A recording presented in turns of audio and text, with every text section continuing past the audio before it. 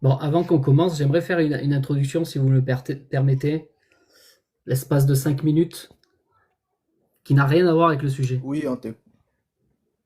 oui, on t'écoute.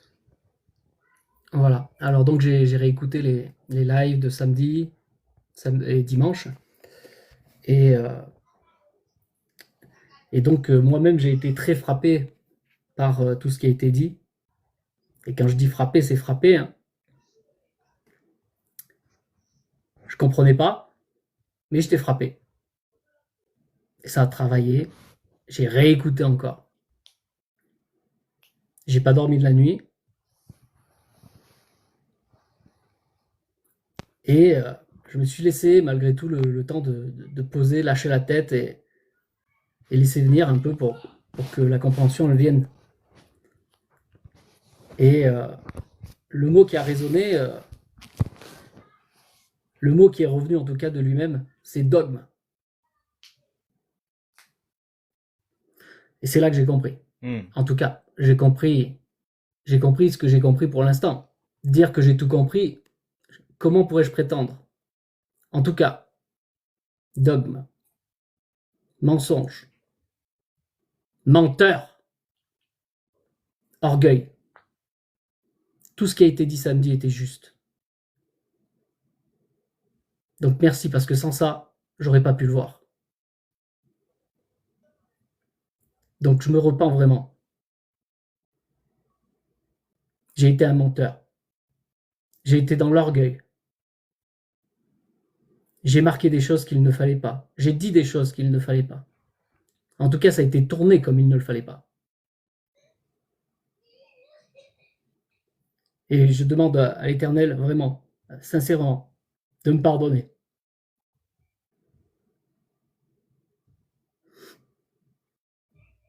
Pardon. Pardon à toi aussi, réveille, parce que il t'a frappé aussi à cause de moi.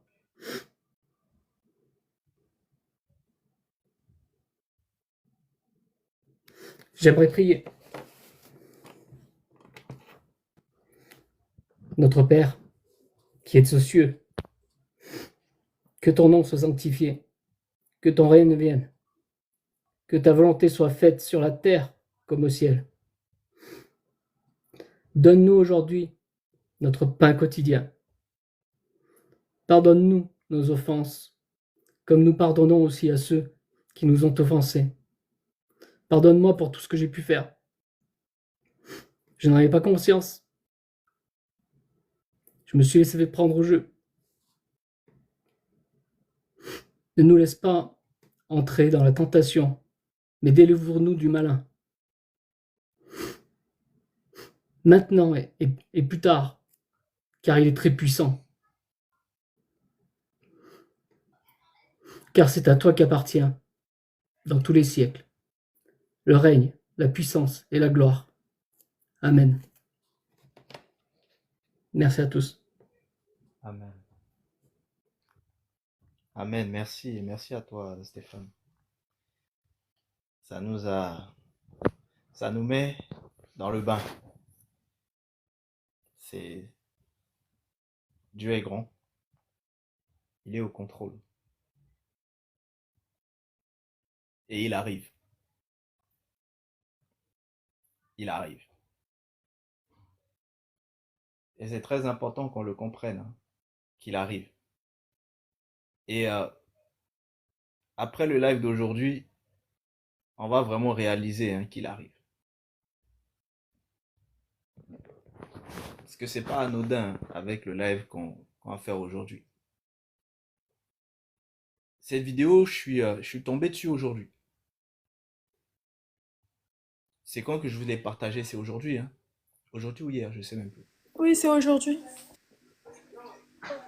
Voilà, je suis tombé dessus aujourd'hui. Et le Seigneur m'a dit, bah voilà, il est temps de leur parler de ça. Parce que c'est de ça dont il est question. Donc c'était important que toutes les personnes qui étaient qui sont dans le suivi formation puissent vraiment prendre connaissance de ça.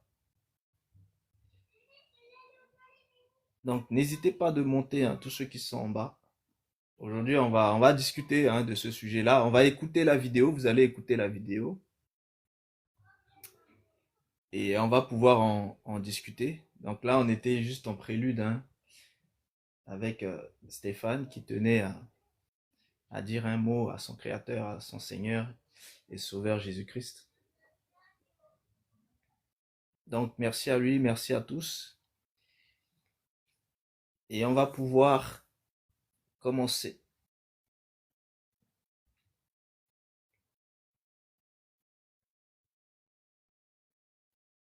Droit à la parole. Oui, je suis en train de brancher ça Voilà, aussi. comme vous le voyez, hein, sur le sujet d'aujourd'hui, c'est un sujet qui est assez incroyable d'ailleurs, mais pas tant que ça. Pas tant que ça. On va vraiment comprendre. Il se passe beaucoup de choses. Donc voilà, vous allez pouvoir. Quand tu es prêt, tu me dis un droit à la parole. Oui, quand ça sera pas, je vais te dire. Vous allez pouvoir écouter, hein, le sujet d'aujourd'hui. 85 milliards qu'ils sont prêts à offrir à chaque habitant. 85 milliards pour chaque habitant. Qu'est-ce que ça signifie? Qu'est-ce que ça cache? Ou qu'est-ce que ça ne cache pas?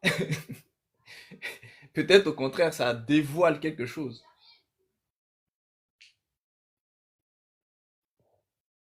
Mais il faudra qu'on suive la vidéo pour que vous compreniez. À l'intérieur de la vidéo, il y a aussi d'autres choses qui sont dites, très importantes, notamment pour les sceptiques, hein, qui pensent qu'ici on raconte un petit peu de baliverne. Vous allez comprendre un petit peu, hein, de quoi il est question. C'est bon. Ils sont immensément riches. C'est bon? Oui, c'est bon, tu peux mettre. Immensément. Bien plus que Bill Gates. Et là, c'est un océan de zéro. Bill Gates, c'est un mendiant à côté, vous voyez ce que je veux dire? Moi, j'avais calculé qu'ils m'ont donné des chiffres, qu'ils étaient capables de donner quelque chose comme 85 milliards de dollars à chaque habitant de la planète. 85 milliards de dollars. Milliards de dollars à chaque habitant de la planète. Mon aide a été sollicitée par les gestionnaires de la planète. Ça a alerté une société secrète chinoise, immensément riche, dont j'ai parlé également, parce qu'ils m'ont autorisé à parler d'eux. Une confrérie qui s'appelle Kunlun. Alors, vous n'allez pas les trouver, hein. Mais donc j'ai rencontré plusieurs de ses membres, dont un chinois. Ça, je vous raconte précisément. Quand ils ont su que j'avais une forme de communication avec les gestionnaires de la planète, ils m'ont contacté pour essayer de me recruter. Ils font ça systématiquement dans le monde entier. Pourquoi? D'abord, ils sont immensément riches. Immensément. Bien plus que Bill Gates.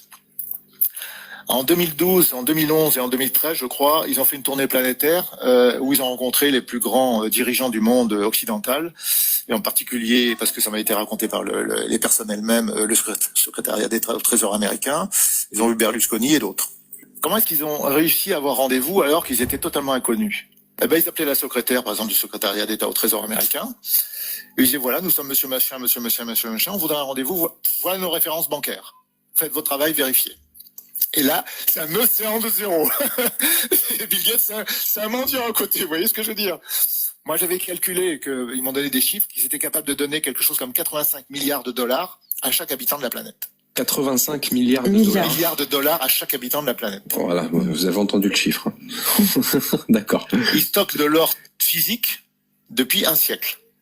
Depuis un siècle, ils comprennent que le système tel qu'il est actuellement est encore pire que ce qu'il était dans les années 1920-1930, va s'effondrer. Et donc, ils ont rendu visite aux dirigeants du monde entier, en Occident, en leur expliquant que le système allait tôt ou tard s'effondrer, et que quand il s'effondrerait, alors ils n'ont pas donné de date, hein, on a discuté un petit peu de cette date, parce que je dis, ouais, c'est toujours la même histoire, ça va s'effondrer, mais quand?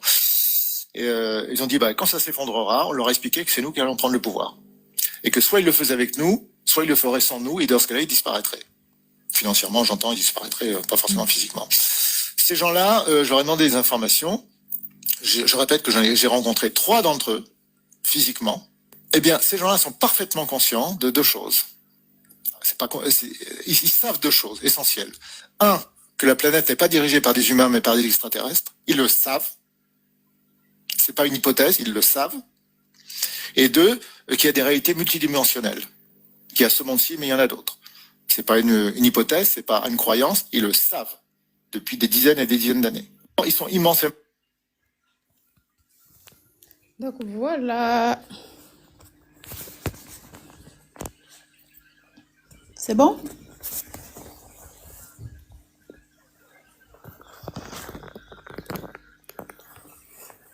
Oui, je pense qu'il faut peut-être remettre, non? Pour qu'on entende bien. Pour ceux qui n'ont pas D'accord. encore vu la vidéo. D'accord, je remets alors.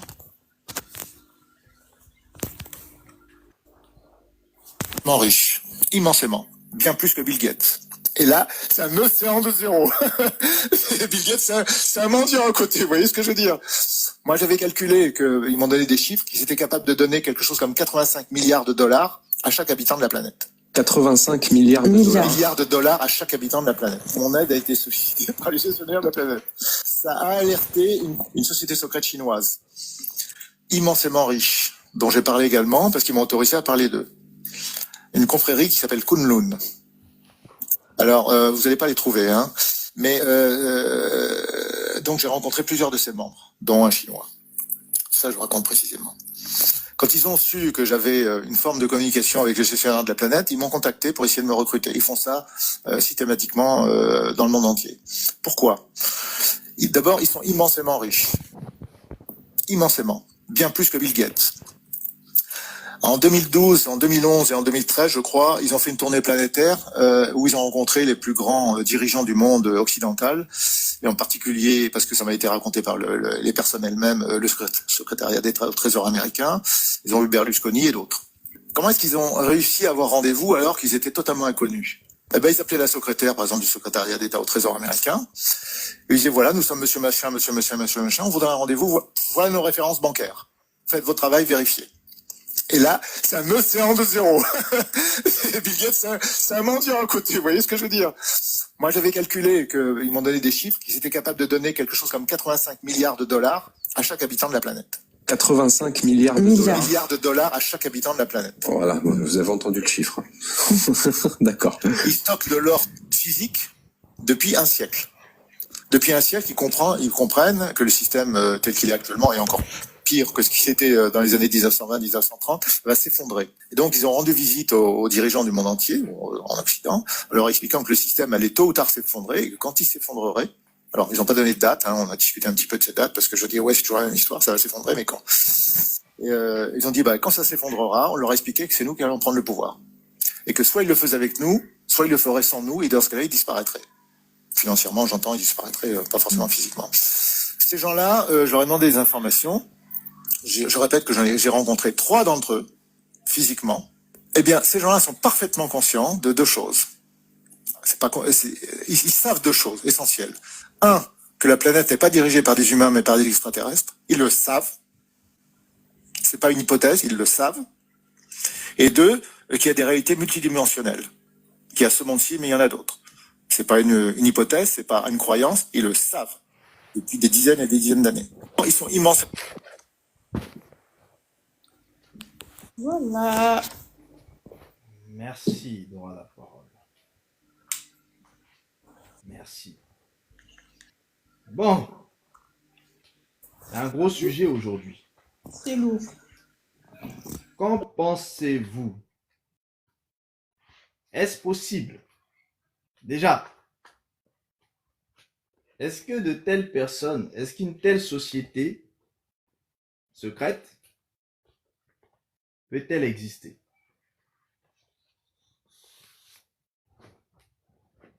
C'est ça la question. Est-ce qu'une telle société peut exister? Oui. Déjà sur cette question, exister, oui. Après, avec des chiffres comme ça fait ça paraît tellement énorme, et en même temps, ça paraît tellement difficile à croire que pourquoi pas. Et en même temps, si depuis 100 ans, et encore ça, ils disent 100 ans, mais et plus que ça, si eux, ils ont ruiné chaque pays, ils ont récupéré l'or de chaque pays, etc., d'une façon ou d'une autre, pourquoi pas? Alors, on a beaucoup de, comment dire, de vidéos sur TikTok qui disent que beaucoup d'États n'ont plus vraiment leur or et ils cachent même au président l'accès. Ils peuvent même pas accéder pour vérifier s'il y a bien l'or ou pas du pays. Donc pourquoi pas?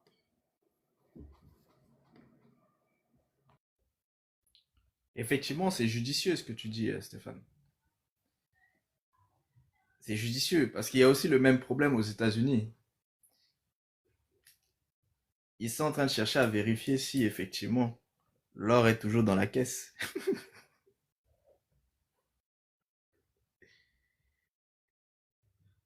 Ah, bonjour les uns et les autres. Exprimez-vous, hein. Qu'en pensez-vous? Et Yael, il a marqué Kumlung existe, mais est-ce que c'est Kumlung comme il a marqué lui? Si tu peux regarder. Parce que moi, je l'ai pas marqué comme ça, hein. Moi, j'ai marqué Kunlun avec des Moi N. aussi j'ai compris Kunlun. Et Mais dans les en fait, recherches, alors, c'est pas facile de les trouver, hein. bah après, dans les recherches, il y avait deux mots-clés qui se mettaient, mais qui se collent quand même. Il y a Kunlun tout attaché, et il y avait K, accent, je fais de tête, hein, K accent, UN, le trait de séparation et Lun.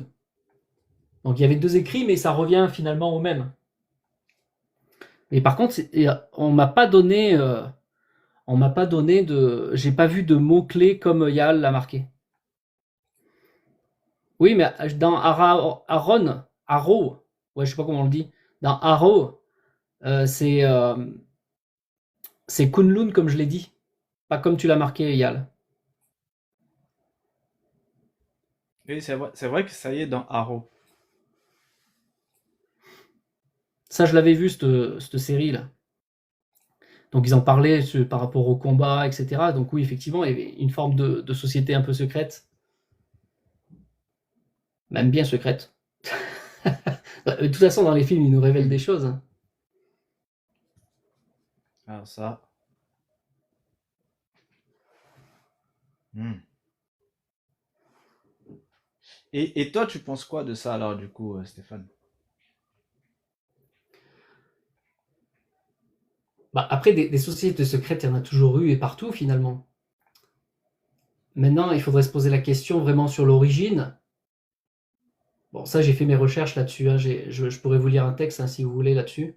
J'ai deux Oui, paragraphes à vous oui, on lire t'écoute, hein.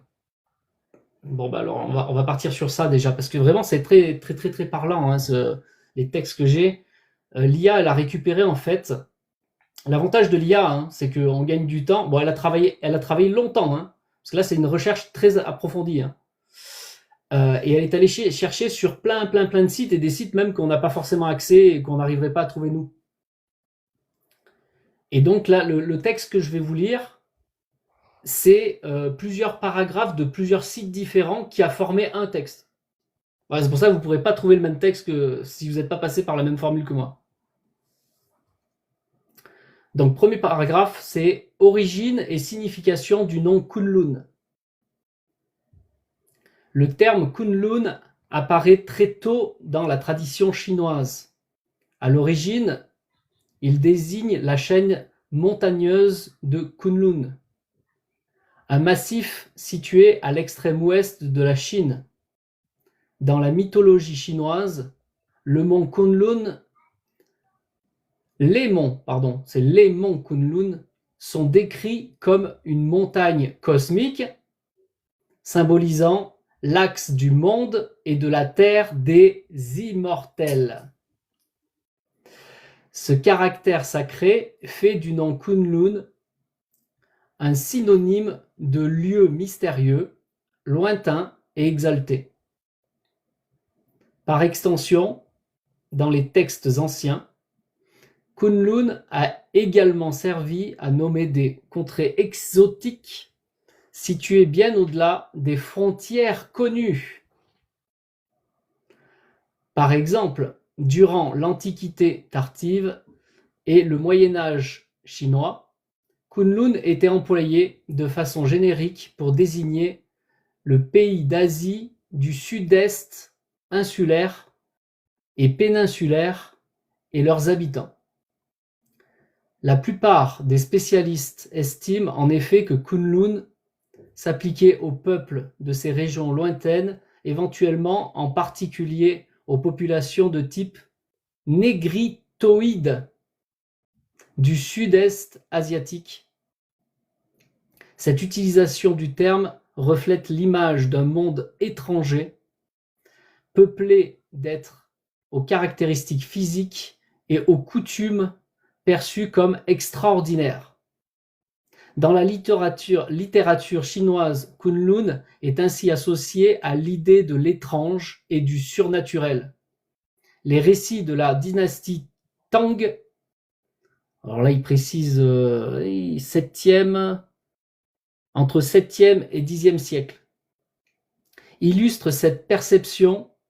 Un célèbre conte fantastique illustré l'esclave Kunlun, met en scène un esclave venu de la région Kunlun possédant des pouvoirs magiques, sauvant sa maîtresse grâce à des capacités surhumaines.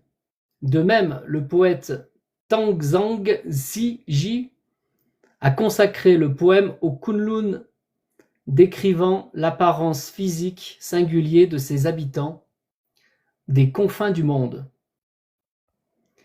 Ces exemples montrent que dans l'esprit de l'ancien chinois, Kunlun évoquait le mystère, l'éloignement et parfois des qualités surnaturelles, mais en aucun cas une organisation structurée comme une société secrète. Voilà, ça c'est pour le premier texte, si déjà vous voulez parler de ça. Donc là, on voit bien qu'on a l'aspect un peu magique qui ressort, un peu même beaucoup, surnaturel, surhumain. Et même, il dépasse les frontières soi-disant connues aussi. Donc forcément, là, peut-être, il nous parle de l'aspect plutôt mystique et peut-être pas forcément juste physique.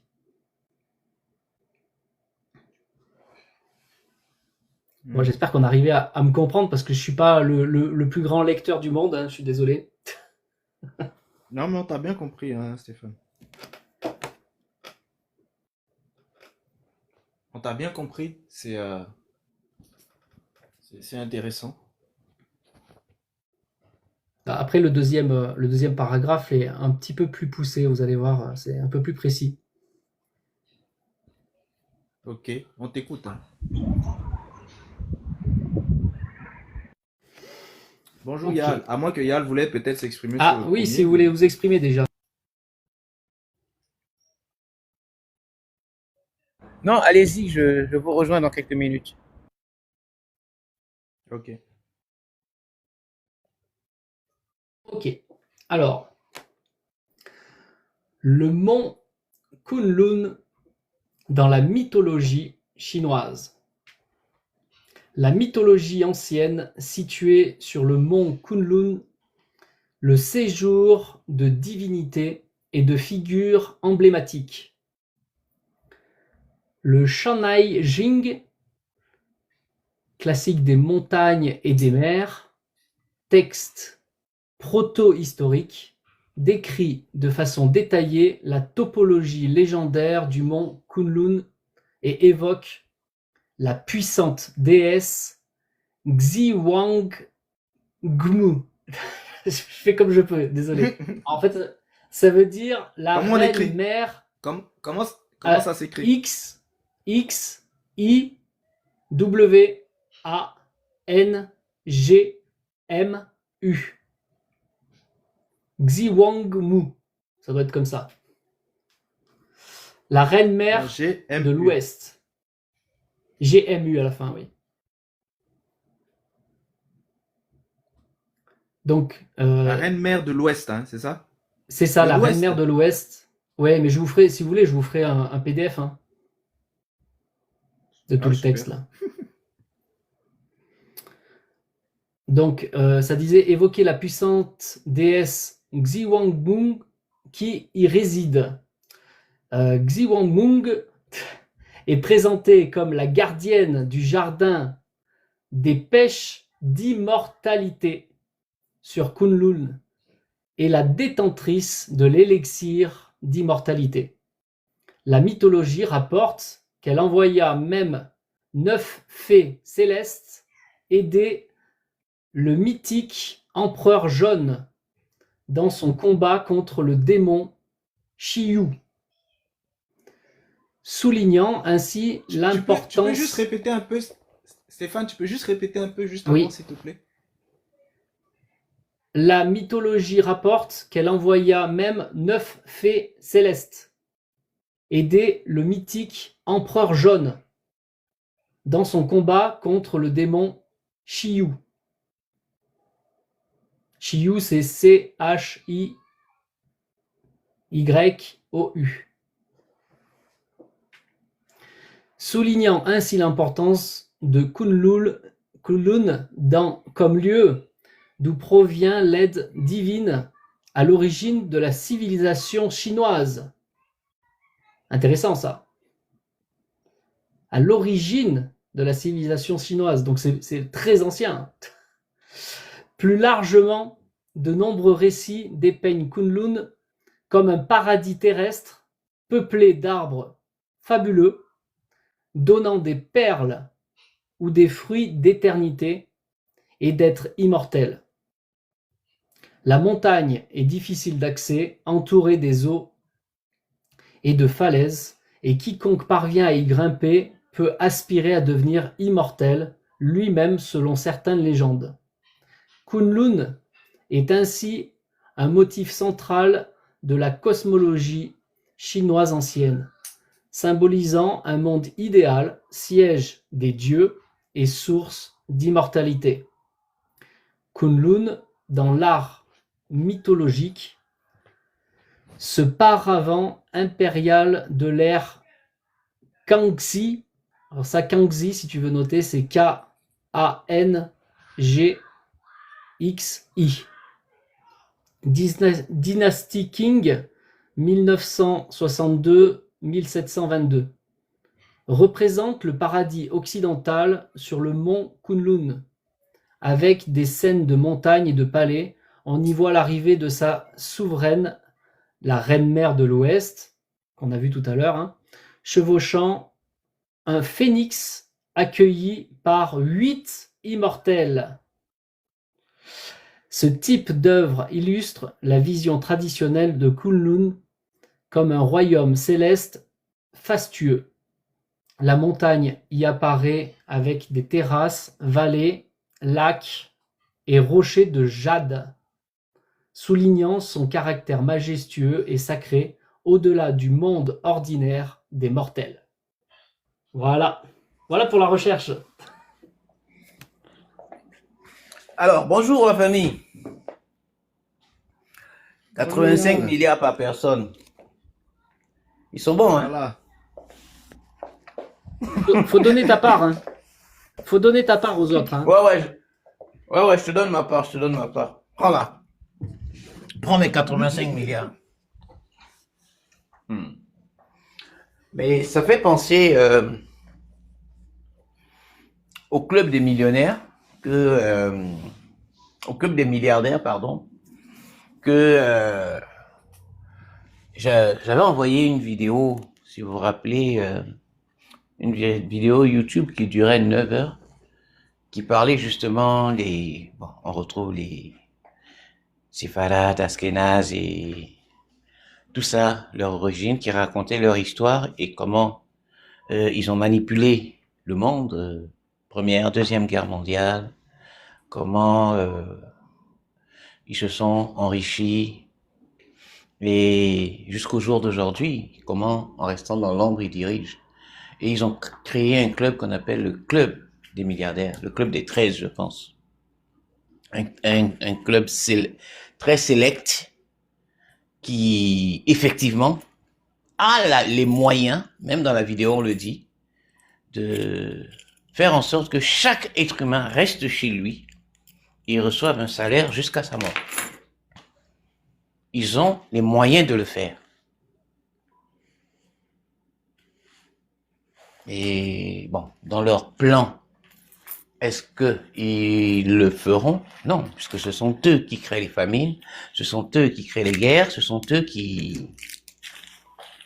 Voilà.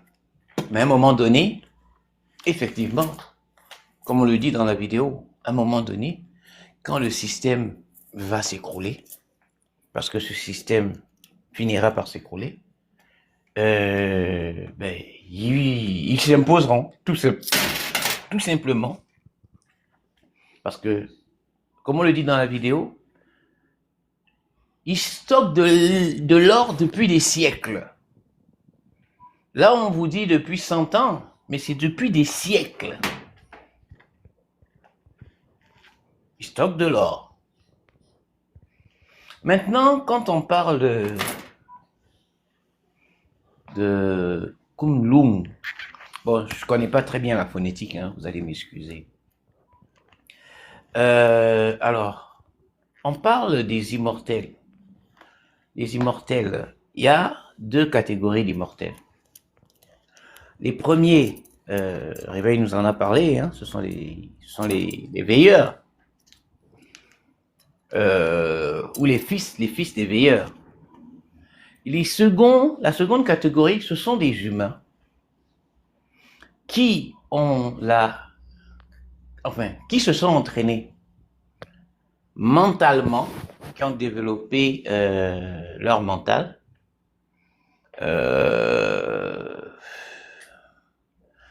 et qui se sont entraînés aussi physiquement. Alors, quand on arrive à cumuler le ki, le chi, comment on appelle ça là, l'énergie de la Kundalini, quand on arrive à la cumuler au-dedans de soi-même, en son intérieur, et la placer dans ce qu'on appelle le dantian ou le dantian, quand on le place dans le dantian ou le dantian, alors ça crée une sorte de mer, une eau énergétique en nous. Alors cette eau énergétique commence, vous allez prendre un petit bouchon de n'importe quelle liqueur, de n'importe quelle boisson, bouteille en plastique de Fanta, de Coca, whatever, ça commence comme ça. Et au fur et à mesure, ça grandit en l'être humain. Et à chaque fois que ça grandit, l'être humain adhère des capacités. Donc, ça devient un récipient. Quand il grandit, il faut remplir le récipient pour passer à l'étape supérieure. Il faut remplir le récipient pour passer à l'étape supérieure. Chaque niveau a 3 étages. Et je pense qu'il y a 9 niveaux. Et chaque niveau a 3 étages. Donc, quand on a rempli, on arrive, je pense, au 5e niveau, on devient ce qu'on appelle un immortel. Alors, tu passes d'un humain à un immortel. Et tu développes effectivement des capacités magiques parce que tu cumules en toi l'énergie qui permet de faire la magie. Et en Asie, au sommet, ces sectes-là sont toujours au sommet des montagnes. Ils s'installent toujours au sommet des montagnes, c'est parce que c'est là-bas que l'énergie est la plus dense. Et qui peuvent s'entraîner. Ils demeurent aussi cachés du monde. Ils nous appellent les mortels. Donc, ils demeurent cachés des mortels. Et ils évitent tout contact avec le monde des mortels. C'est-à-dire que tu peux avoir ta famille ici. Quand tu arrives à développer ton dentier, c'est-à-dire accumuler l'énergie et puis tu as ton dentier, tu vas dans une secte. À partir de ce jour-là, ta famille, tu l'oublies. La secte va prendre soin de ta famille pour toi. Ils ne manqueront de rien. Ils vont peut-être grimper dans la société humaine. Mais c'est fini. Tu ne leur appartiens plus. Tu n'es plus. Tu es quelqu'un d'autre. Tu n'es plus leur enfant. Le lien est brisé. Et plus tu grandis, plus tu montes les niveaux, les levels là, avec de cumulation d'énergie, plus tu t'éloignes de tout ce qui est humain. Et au premier niveau, on dit que le tout premier niveau, quand tu remplis le dentier, tu as la capacité d'entendre à des milliers de kilomètres.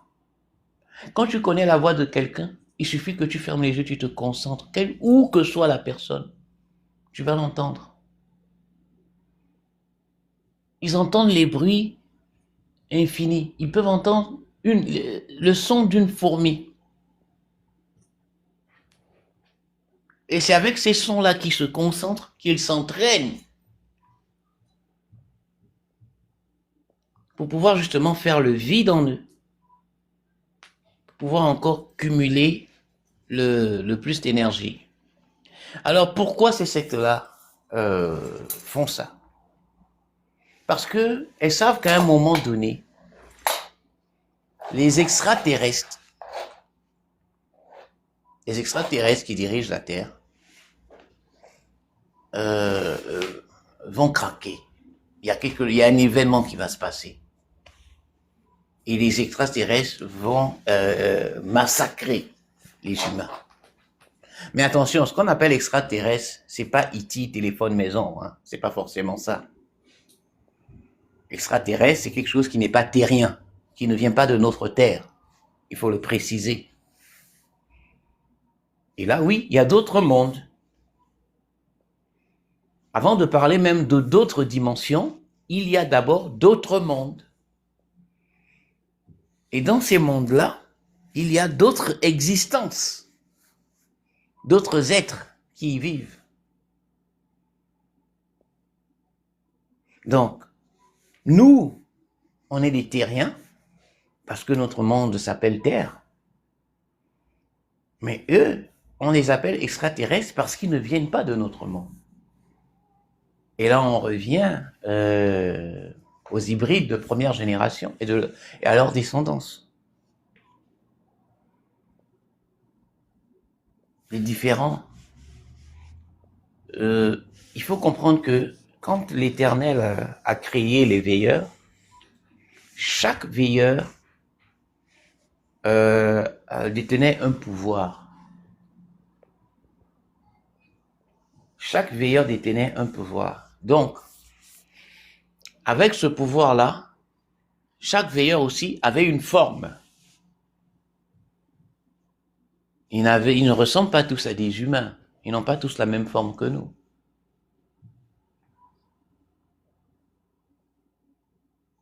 Donc, ces veilleurs-là, quand ils ont eu des descendances, leurs descendances, ce sont justement les lignées qui ressemblent à ces veilleurs-là, ou qui ont l'énergie, le sang, les pouvoirs de ces veilleurs-là.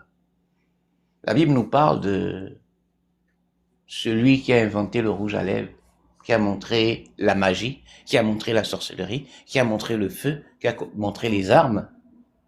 Mais il y a d'autres choses. Les affaires ont été développées par quelqu'un d'autre. L'argent a été développé par une autre lignée. Donc chaque lignée avait,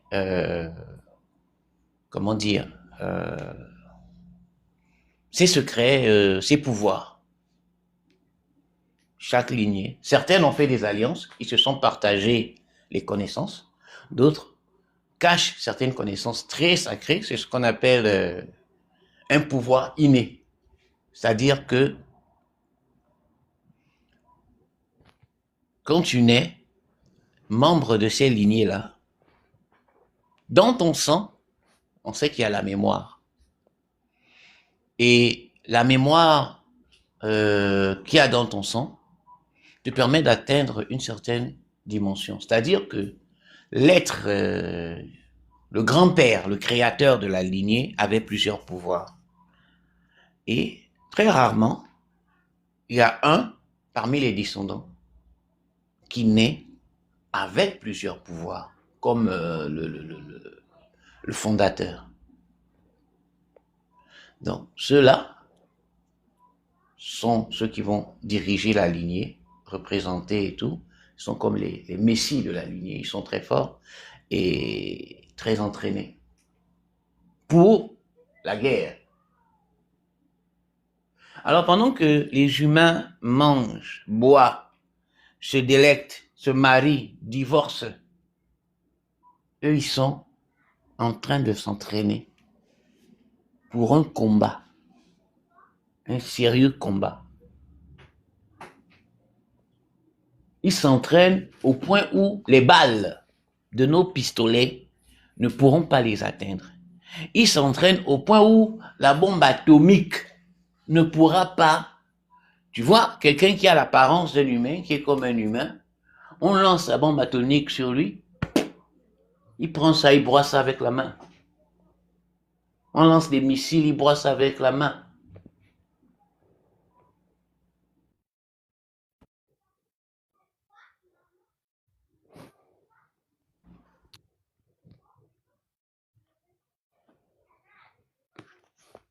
On t'écoute, hein? Oui, on t'écoute, Ok. on t'entend, Yann. Excusez-moi. Ok, désolé, j'ai... Ok. Oh là là, j'ai eu un écho. J'ai un écho. Attendez, je reviens. Ok. Bon. Exprimez-vous, la famille.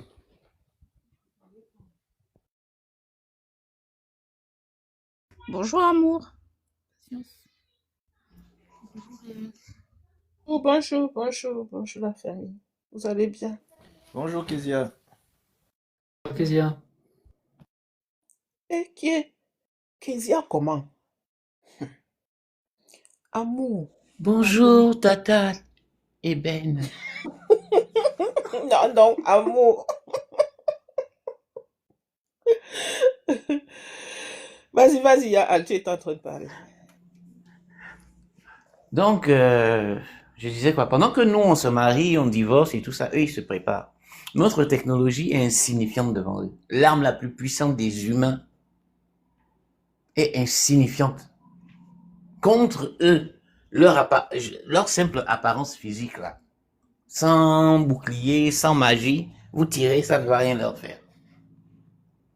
Ils ont développé leur mental jusqu'à un certain niveau, plusieurs dimensions, parce qu'on parle de 9 dimensions, et à chaque fois, leur pouvoir mental se développe au point où ils peuvent faire de la kinésie, comment on appelle ça? Attirer les objets avec la pensée, là. Comment on appelle ça? Kinésie. Télékinésie. La télékinésie, merci. La télékinésie. Ok, la télékinésie. Donc, au point où ils peuvent faire ça, ils peuvent, rien qu'avec la pensée, te parler avec la pensée. Vous êtes quelque part, et puis il te dit, eh ben tais-toi, ne parle pas, ne réponds pas. Tu vois, il ne bouge pas les lèvres. Tu es étonné. Parce qu'ils développent leur mental jusqu'à une certaine dimension. Ils existent.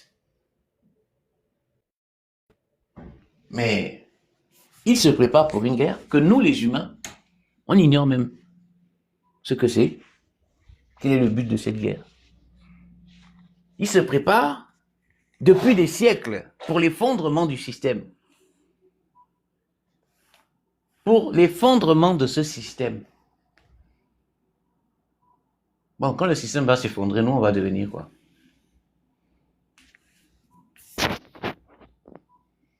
On vous a dit, hein?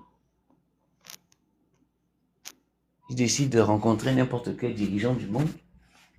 Ils donnent juste leur identité avec leur numéro de compte. Vous vérifiez, c'est fini. Tu trembles. Parce que eux, c'est pas les 1 et les 0. Eux, c'est pas les 1 et les 0. C'est les kilogrammes, les tonnes d'or. C'est les tonnes d'or.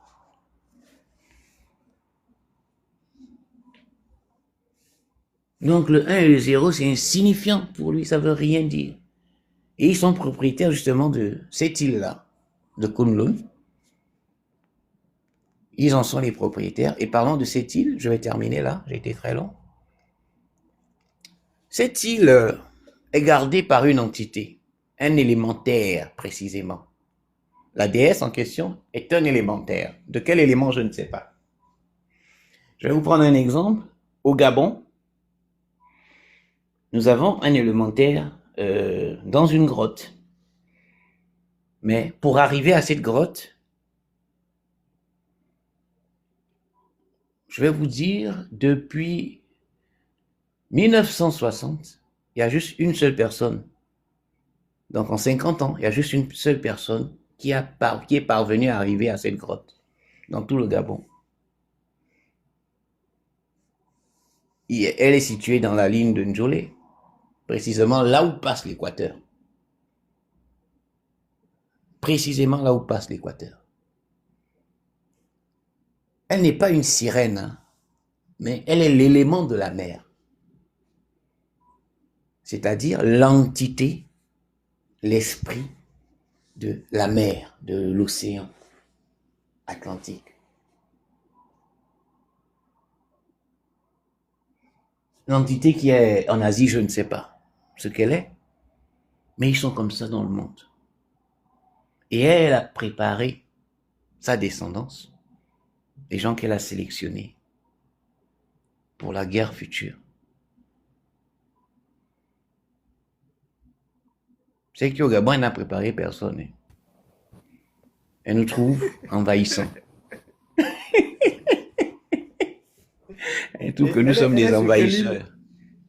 Celle qui est au Gabon, Elle est en Ndjolé. Ndjolé. Ndjolé. Oui. Comment tu écris ça, Ndjolé, là? Personne. Ndjole.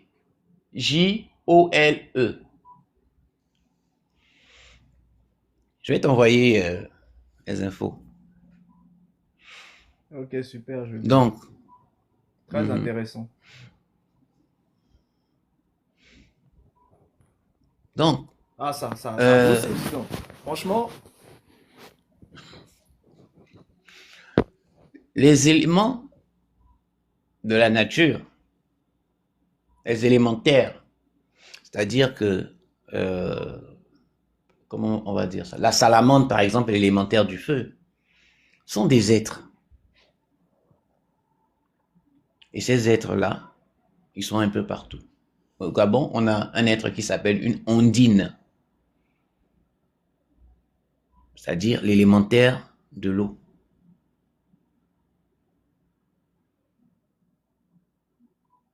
Moi, la première fois que j'ai entendu ça, c'était dans un dessin animé.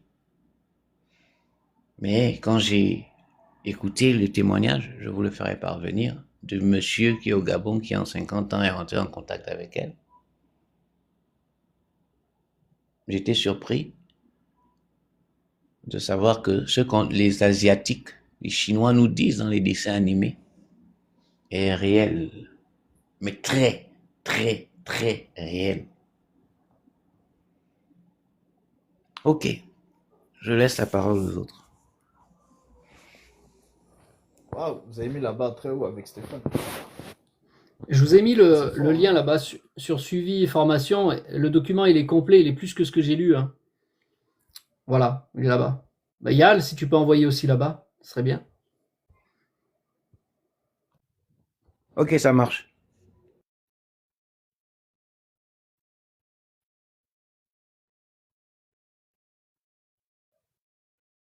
Bonjour, amour, patience, Jono, exprimez-vous, hein. Aujourd'hui, c'est discussion libre, hein, les uns et les autres. Bonjour. Par rapport au thème, il y a ce que moi j'avais aussi les mêmes informations que Stéphane. Bon, en poussant un peu, j'ai pu faire le lien avec la Kundalini.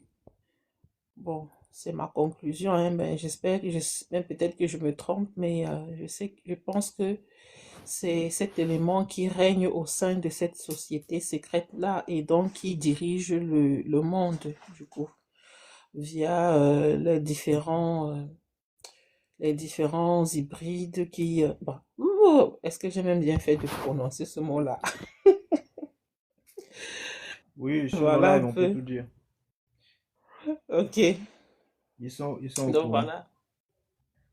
Voilà. Donc les hybrides, on connaît hein, ce que c'est. Et elle a touché à ceci dans son exposé. Donc, du coup, ce que le monsieur dit, ben oui, c'est l'argent est vraiment... en plus, l'or. Ils ont des réserves d'or incroyables, puisque c'est ça qui leur permet de drainer toutes les énergies vers eux. Donc voilà un peu. Pour ne pas reprendre en entièreté tout ce que Stéphane a trouvé et que c'est un peu la même chose que j'ai aussi eu à trouver. Moi aussi, j'ai dû aller sur... je suis pas allée sur ChatGPT, mais je suis allée plutôt sur Nova. C'est Nova qui m'a donné aussi quasiment les mêmes infos. C'est son cousin? Ouais,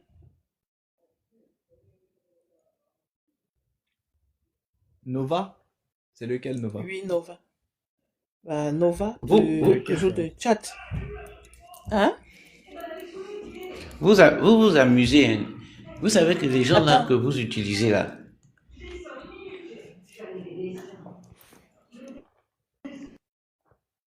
tu disais réveil? Je disais Nova. Nova, c'est lequel? Je C'est connais le pas. Nova. C'est le Nova. Attends, je vais te dire ça. Attends, je vais te dire.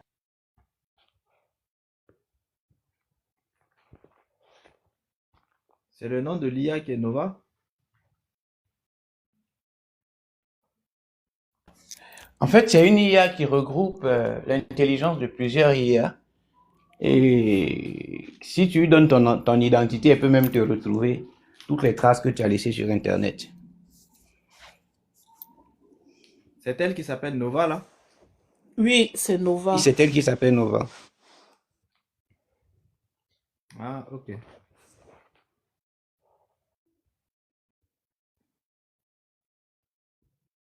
En fait, c'est une plateforme qui regroupe en fait les IA en fait, c'est ça? Non, non, c'est une IA à part aussi. Mais qui Non, qui peut te en- donner des informations beaucoup plus poussées que certaines. Des fois, j'ai eu à faire une comparaison entre Nova et Gemini.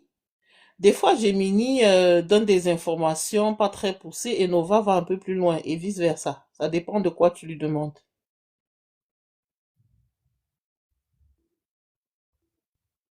Ah ouais? Ouais. Ah, je le connaissais pas celui-là. C'est bon à savoir. Alors, et si on poussait un petit peu le, le sujet? Et si on le poussait un peu? Disons, essayons de comprendre un petit peu de quoi il est question bibliquement, par exemple, parlant. Si on voit dans le livre de Zacharie, Zacharie chapitre 5,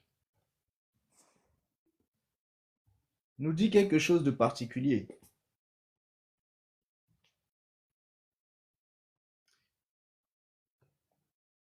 Si quelqu'un a Zacharie chapitre 5, comme ça on va le lire un peu. Vous voyez, c'est particulier ce qui est dit dans le livre de Zacharie.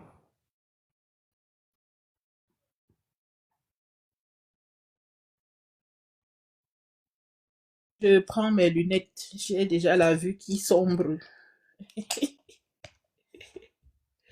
Je vais lire. Ok. Elle a vu qui s'enfuit.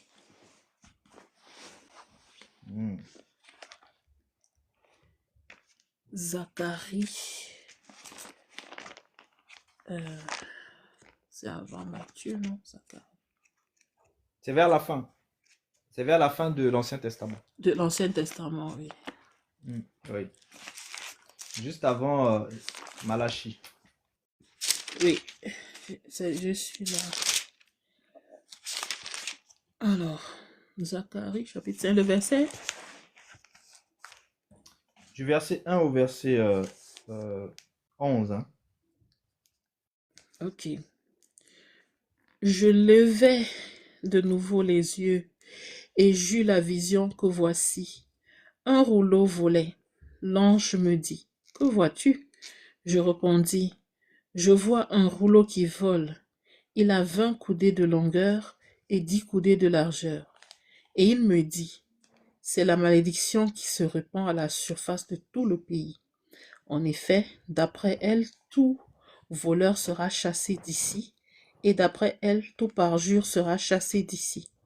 Je la réponds, oracle de l'Éternel des armées, afin qu'elle entre dans la maison du voleur et dans la maison de celui qui jure faussement par mon nom, afin qu'elle s'y loge et qu'elle la consume avec sa charpente et ses pierres. L'ange qui parlait avec moi s'avança et me dit, lève donc les yeux et regarde ce qui sort là. Je répondis, qu'est-ce? Et il dit, c'est le poisson qui sort. Il ajouta, c'est ce que l'on voit d'eux dans tout le pays. Et voici qu'un disque de plomb se souleva, et qu'il y avait une femme assise à l'intérieur du boisseau. Il dit, c'est la méchanceté. Il la rejeta dans l'intérieur du boisseau et jeta la masse de plomb sur son ouverture. Je levai les yeux et j'eus la vision que voici 2 femmes. Le vent soufflait dans leurs ailes. Elles avaient les ailes comme celles de la cigogne. Elles enlevèrent le boisseau entre la terre et le ciel. Je dis à l'ange qui parlait avec moi, où emportent-elles le boisseau? Il me répondit, elles vont lui bâtir une maison dans le pays de Shinéar. Quand elle sera prête, il sera déposé là à demeure. Amen.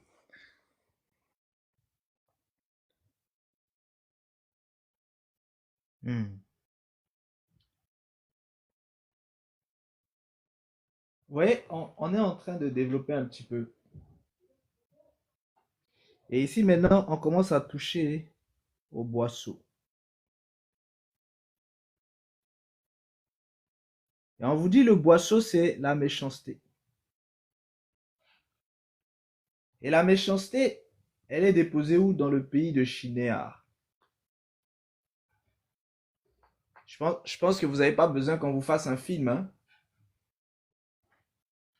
Pour que vous compreniez. Hein? Mais regardons un peu. C'est pas fini. Le mot Shinéar,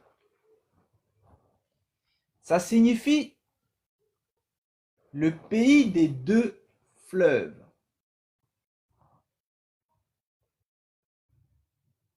C'est-à-dire le pays des 2 fleuves. L'ancien nom du territoire qui est devenu Babylone ou la Chaldée, d'où on parle des Chaldéens ou les Chaldéens. Shinéar, pour ceux qui veulent, vous pouvez l'écrire S-H-I-N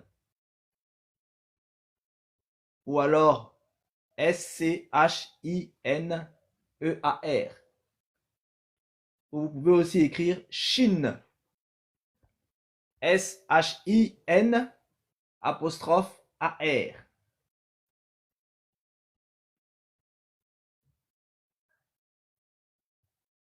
Donc c'est ça Shinéar en hébreu. Ça signifie le pays des deux fleuves.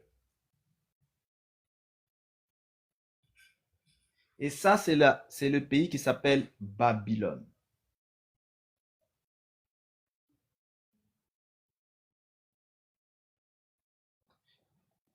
Maintenant, quand on regarde un petit peu, on nous dit en Genèse 10, le verset 10, on nous dit, on va le lire, ça va être plus simple, hein, comme ça, les uns et les autres, on va comprendre au fur et à mesure. Verset 10. Oui, mais on va lire un petit peu plus haut pour comprendre un petit peu vraiment le... À partir de... Dans Genèse 10. Ah, ok. Genèse 10. Oui, Genèse chapitre 10. Ah, pas. On est au verset 10, mais on va lire un peu au-dessus. Voilà, on va commencer à partir du verset 6.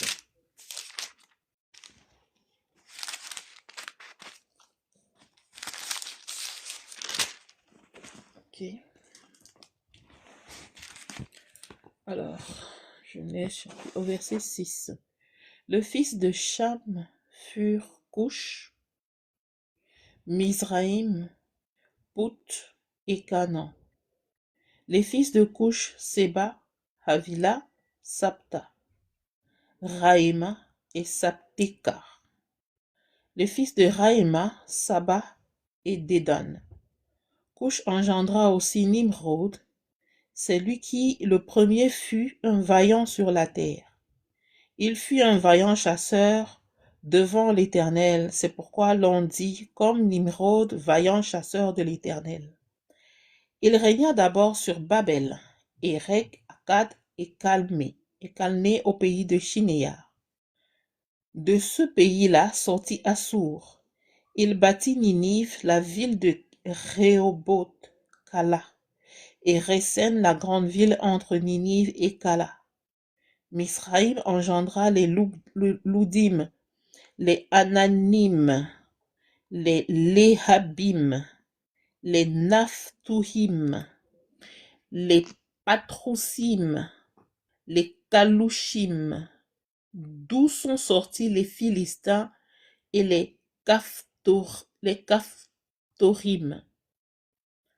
Canaan engendra Sidon, son premier-né, et Heth, et les Yébousiens, les Amoréens, les Girgasiens, les Héviens, les Arkiens, les Siniens, les Arvadiens, les Tsémariens, les Hamathiens. Ensuite, les clans de Cananéens se disséminèrent. Les limites de Cananéens allèrent depuis Sidon du côté de Guérar jusqu'à Gaza, et du côté de Sodome et Gomorrhe, d'Adma et de Tseboïm jusqu'à Lécha. Amen. Merci. Qu'est-ce qui vous saute aux yeux dans ce qu'on vient de dire ou aux oreilles? Que Nimrod, qui est un descendant de Coush, du coup, a régné d'abord sur Babel, dont les villes étaient Érec, Akkad, Calné, au pays de Shinéar. Donc Shinéar, c'est vraiment le centre de Babel, en fait, de Babylone.